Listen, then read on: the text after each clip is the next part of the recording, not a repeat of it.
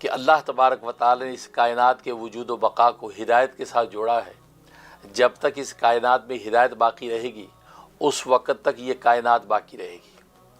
لیکن جس وقت اس کائنات سے ہدایت اٹھ جائے گی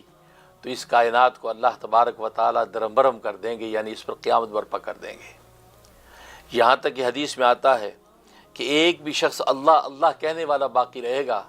تو اللہ تبارک و تعالی قیامت برپا نہیں کریں گے۔ لا تقوم الساعة حتى يقال في الارض اللہ اللہ۔ ایک شخص جو اللہ اللہ کہے گا اس کا بھی صرف اللہ اللہ اللہ کہنے کا تذکرہ ہے، اس کا مطلب صرف اللہ اللہ کہنا ہی گویا کہ وہ اللہ کے نام میں اتنی تاب اور طاقت ہوگی اس کائنات کو تھامے رکھے گا۔ اس شخص کی عبادات کے ذکر نہیں، اس کی ولایت و معرفت کا ذکر نہیں، اس کی دیگر جو ہے وہ اخلاق باطنیہ اور ظاہرہ کا کوئی تذکرہ نہیں، صرف اللہ اللہ اللہ پکار رہا ہے۔ تو گویا کہ اللہ اللہ کہنا یہ پوری کی پوری کائنات، جیسے کہ ایک مریض ہے، ایک مریض بالکل آخری سانسوں میں ہے، دنیا کا کوئی بھی ڈاکٹر کوئی حکیم ڈیتھ سرٹیفکیٹ جاری کرنے کو تیار نہیں، وہ یہ کہتا نہیں ابھی سانس ہے، ابھی سانس لے رہا ہے، ابھی ہم اس کو ڈیتھ سرٹیفکیٹ جاری نہیں کر سکتے، اب یہ زندہ اور کوشش کر رہے ہیں کہ زندہ رہے، اس کے اسباب مہیا کرتے ہیں۔ بالکل اسی طریقے سے اس کائنات کی روح جب آخری سانسوں میں ہوگی اور ایک شخص اللہ اللہ کہہ رہا ہے، گویا کہ آخری سانسوں میں وہ کائنات، ایک شخص وہ بھی اللہ اللہ صرف پکار رہا ہے، باقی اس کی عبادات اور ولایات کا کوئی تذکرہ نہیں۔ اس کا مطلب ہے کہ بالکل آخری سانسوں میں کائنات جب ہے اس وقت ایک اللہ اللہ کہنا گویا کہ اس کے آخری سانس ہے کائنات کے۔ جب یہ اللہ اللہ کی آواز بھی تھم جائے گی تو یہ کائنات پر قیامت برپا ہو جائے گی۔ اللہ کو اس خالی خولی کائنات کی ضرورت نہیں، اس لیے کہ یہ کائنات تو اللہ تبارک و تعالی نے عبادت کے لیے پیدا کی تھی۔ کائنات کی ہر چیز اللہ تبارک و تعالی کی عبادت کرتی ہے۔ جب ایک اللہ اللہ کہنے والا باقی نہ رہا تو نتیجہ یہ ہے کہ اب اس خالی خولی کائنات کی ضرورت نہیں اور اس پر قیامت برپا ہو گئی۔ تو اس لیے ہدایت یہ اس کائنات کے وجود و بقا کی روح ہے، بنیاد ہے۔ جب تک یہ ہدایت رہے گی تو وہ یہ کائنات باقی رہے گی۔ چنانچہ اسباب ہدایت جتنے مہیا کیے جاتے ہیں یہ گویا کہ اس کائنات کے اندر قیامت کو دور کر رہے ہیں، اس کے وجود و بقا کا ذریعہ ہیں۔ یہ روحانی مجلسیں، یہ تربیتی نشستیں، یہ لا الہ الا اللہ کی ضربیں، یہ درس و تدریس کی درسگاہیں، یہ اللہ اور اللہ کے رسول کی جو ہے وہ تعلیمات کا تذکرہ، اس پر عمل، یہ ساری کی ساری چیزیں یہ سمجھنے والے کے لیے ہے کہ بھئی یہ سب کی سب چیزیں قیامت کو برپا ہونے سے روکتی ہیں، اور اگر یہ نہ رہیں تو قیامت برپا ہو جائے گی تو پھر نہ آپ کے ہاتھ کچھ آنے والا ہے نہ پھر کسی اور کے کچھ ہاتھ آنے والا ہے۔ لہٰذا یہ درسگاہیں، یہ خانقاہیں، یہ لا الہ الا اللہ کی ضربیں، یہ اللہ کو پکارنے والوں کی قدر کرنے کی ضرورت ہے، کیونکہ یہ تمہاری مادی کائنات کے بھی قائم رہنے کا ذریعہ ہے۔ اور ہدایت کو اللہ تبارک و تعالی نے نبوت کے ساتھ جوڑا ہے۔ ہدایت نبوت کے راستے سے اللہ تبارک و تعالی انسانیت کو مہیا کرتے ہیں، نبی بھیجتے ہیں، اس کے ذریعے سے ہدایت پھیلتی ہے۔ چنانچہ سب سے پہلا انسان یعنی آدم علیہ الصلوۃ والسلام کو بھی دنیا میں اتارا تو نبی بنا کر اتارا، حالانکہ اس سے پہلے یہاں دنیا کے اندر کوئی خلق خدا نہیں تھی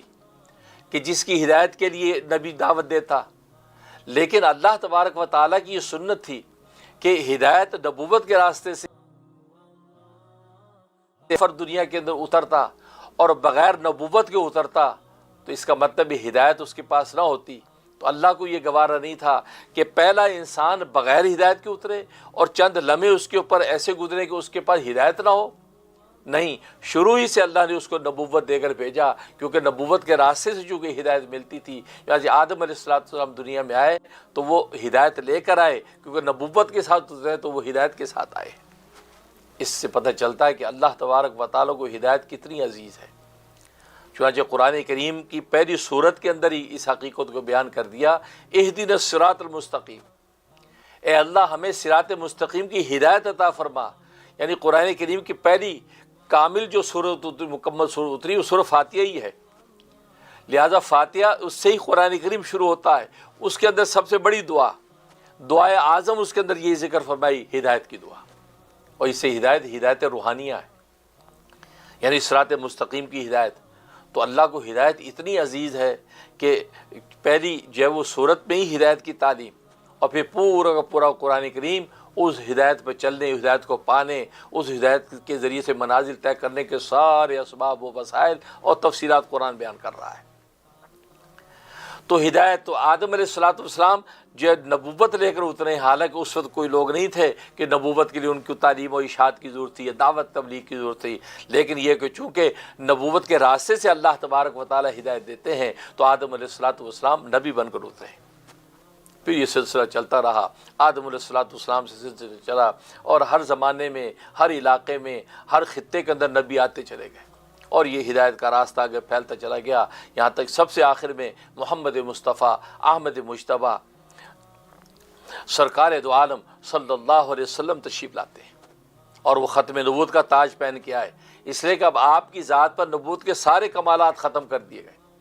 اب نبوت کا ادنا کمال بھی ایسا باقی نہیں تھا کہ جس کے اظہار کے لیے کسی نئے نبی کو لانے کی ضرورت پیش آتی، اس لیے آپ ختم نبوت کا تاج پہن کے آئے کہ ختم نبوت یعنی نبوت کے جتنے کمالات ہیں وہ سب آپ کی ذات پہ ختم ہو گئے۔ اب ادنا کمال بھی ایسا نہیں کہ جس کے لیے کوئی نئے نبی کو لانے کی ضرورت پڑے۔ اب آپ کی نبوت ہی قیامت کی صبح تک چلے گی، اب آپ کے بعد کسی نئے نبی کی کوئی گنجائش نہیں، یہاں تک کہ قتل دجال کے لیے ایک نبی کو لانے کی ضرورت تھی، ایک نبوت کی استعداد والے شخص کی ضرورت تھی جو دجال کو قتل کرے، تو اللہ تبارک و تعالیٰ بجائے اس کے کوئی نیا نبی لاتا، حالانکہ اللہ تبارک و تعالیٰ تو استفاء اور اجتباء کے ذریعے سے کسی کو بھی کسی نئے نبی کو مبعوث کر سکتا تھا، لیکن اللہ تبارک و تعالیٰ نیا نبی نہیں لایا، کیونکہ خاتم النبیین والمرسلین کے بعد اب لا نبی بعدی، یا مطلب آپ کے بعد اب کسی نئے نبی کی گنجائش نہیں تھی، تو پرانا نبی لانا پڑا، یہاں تک کہ عیسیٰ علیہ السلام قرب قیامت میں نازل ہوں گے اور دجال کو قتل کریں گے۔ بہت سے نادان یہ کہہ دیتے ہیں جی یہ عیسیٰ علیہ السلام تو آ رہے ہیں، آپ کہتے ہیں ختم نبوت، یہ ختم نبوت کے تو منافی ہے۔ نہیں، ختم نبوت کا منافی نہیں، عیسیٰ علیہ السلام کا آنا ختم نبوت کا منافی نہیں ہے، بلکہ ختم نبوت کی بہت بڑی دلیل ہے، اس لیے کہ اگر یہ کسی نئے نبی کی گنجائش ہوتی آپ کے بعد تو اللہ اس نئے نبی کو لاتا۔ اللہ کے خزانے میں کیا کمی تھی؟ کیونکہ نبوت تو اجتباء اور استفاء پر ہے، استعداد پر تو اس کا فیصلہ ہی نہیں ہے کہ اللہ تبارک و تعالیٰ یہ کہیں کہ بھی اس کے بعد کسی میں استعداد نہیں یا نبوت ہم ہی دے سکتے، لیکن اللہ تو یہ استفاء اجتباء پہ اللہ تبارک و تعالیٰ خود منتخب کرتے ہیں، یعنی الیکشن نہیں، سلیکشن ہوتی ہے، اللہ جس کو چاہے سلیکٹ کر لیتے اور سلیکٹ کر کے جو فیصلہ کر دیتے، لیکن نہیں، چونکہ گنجائش نہیں تھی اس لیے اللہ تبارک و تعالیٰ پرانے نبی کو لے کے آئے۔ عیسیٰ علیہ السلام کا آنا یہ تو ختم نبوت کی بہت بڑی دلیل ہے۔